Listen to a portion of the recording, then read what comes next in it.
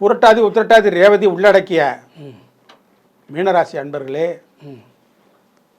கோச்சார ரீதியாக சரி வலுவாக அமைந்து வருகிறார்.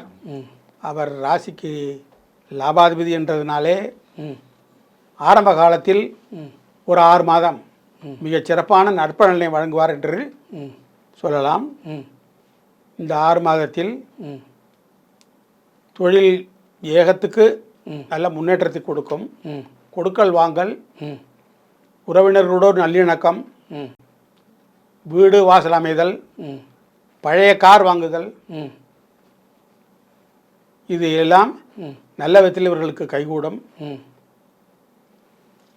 அதுக்கு அடுத்த 6 மாதம் ஒரு சில நஷ்டங்கள், ரோகங்கள், போக்குவரத்து ஏற்படக்கூடிய வாய்ப்பு தெரிய வருகிறது.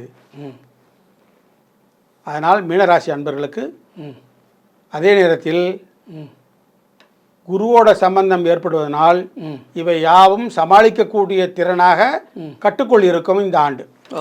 ஏன்னா ஓராண்டுக்கும் மேலாக அங்கே இருக்க போகிறார் குரு.